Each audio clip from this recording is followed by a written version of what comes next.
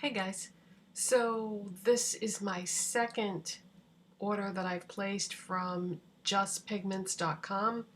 I'm completely obsessed with this website and their products, and I just find the idea of buying ingredients, raw ingredients, to use as makeup so fascinating. There's so much information on this website, there's so many different categories, so many different colors. It's way more fun than traditional makeup. So I've got 7 more products to show you, and if you didn't see my first video, you might want to go back and watch that first because I feel like I covered more of the basics in that. But if you've already seen that or you don't want to watch that, whatever, the only thing that I feel like is important to say about this is that two things really. Not every product that they sell is safe to use for makeup, and you have to make sure that you read all the information on the product that you're buying, and it will, if it's something that's okay to use for cosmetics for any part of your face, it will say that in the description. Or if it's only usable on for certain things, it will say that too. Like sometimes it will say not for use on the lips or not for use on the eyes. It will specify if you can't use it for any type. So the only other thing that I want to say is these things come packaged in Ziploc bags. That's not really something that is going to work for me, so I always transfer them to something else. The sample sizes I put in these little containers from Hobby Lobby, and the second smallest size I put in these little tubs that I buy at Dollar Tree. So you also want to wear a face mask when you're transferring the product because it kicks up a lot of dust and you shouldn't really be breathing that in. I'm not saying that these products are unsafe, but if you ever work with mica powders or anything like that, you can see it going up in the air. So you don't want to be breathing that in. All right, on to the fun part. So my first order, all I bought was mica powders. So I was kind of curious about some of their other products. So I bought 3 clays, and I think everybody pretty much knows what clay is. So no explanation needed there. So the first one that I'm going to show you is Kaolin Clay. And this is, it's just a white clay powder. And I bought this because the white that I bought last time was irradiant white, which is just a white radiant mica powder. So I wanted to get this one too because it's matte, and I figured if I was doing mixing, if I was mixing something matte, I didn't want to mix it with a radiant white. I wanted to have a matte white to mix it with. So that's why I bought that. So there isn't really much else to say about that. Then the next one that I want to show you is Pistachio Green Clay. And I just thought that was a really beautiful shade of green. And my intention was to use this as a matte green eyeshadow. This is so pale though that when you put it on, I have it on my lids in, what video? Was it the last one or the one before? I don't know. I'll have to look it up, I guess. But I have it on in one of my most recent videos. And yeah, this would be more of a brow bone highlight shade, believe it or not, because it's that pale. Matter of fact, let me take a little bit.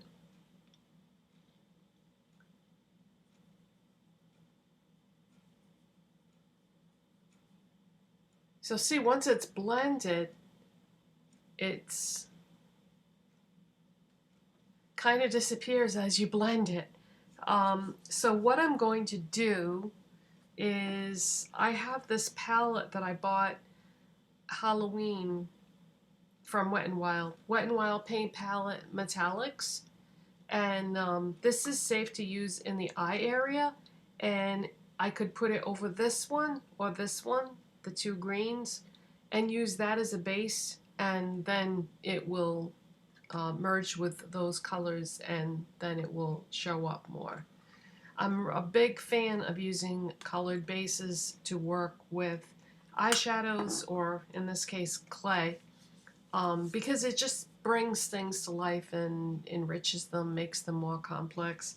So I think that's how I'm going to use it next time. So I'll wear that in an upcoming video so you can see what a difference that will make. But I don't regret having bought this because it is a beautiful shade of green, and I feel like I said, I could use that as a brow bone highlight because it would be light enough. And the last and final clay that I bought is called Pastel Pink. Pink, I'm not sure I would describe this as pink. Yeah, I guess it is, but it's a very warm toned pink. And I had this on in one of my most recent videos as a blush.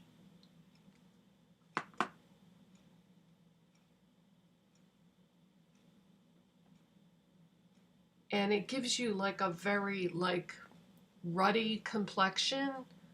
It's almost like a bronzed, sun-kissed pink. Yeah, it's like a warm pink.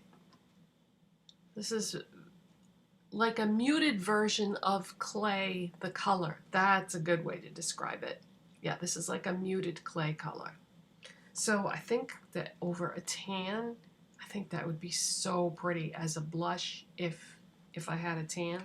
So probably be revisiting that one more in the summer when that color would look a little bit better on me. Okay, so the next category that I want to show you is I bought one of their Ultramarines. Ultramarines are a synthetic, it's a synthetic mixed with an iron oxide. And an iron oxide is just what it says. It's an iron mixed with oxygen. And then this is like a synthetic version of it. So it's very much a hybrid. But the reason why I wanted this is Ultramarine Pink. Look at that color. Isn't that stunning? So this one is not safe to use on your lips, but you can use it on your eyes or your face. That is my blush today. That is my blush with that really poppin' highlight I've got going on. I know you can't even notice the blush because of the highlight, but I just thought this was the most beautiful shade of pink. So yeah, that'll be great for either an eyeshadow or a blush, but I really love it as a blush because this type of like lavender color is quite difficult to find in a blush. That ColourPop blush that I got from the Disney collection is in that family, but it's not quite as bright as this one is. So got that. And then the next one I want to show you is a mica powder, and this one is called Skin Tone Beige. And I bought this in the hopes that I could use this as an eyeshadow crease color. But what didn't dawn on me at the time, and I had this on I think in my last video in the crease, but it didn't even dawn on me at the time that this is a mica, a shimmery mica. So you don't really want a shimmery finish in the crease. So instead I'll probably end up using this more as a lid shade.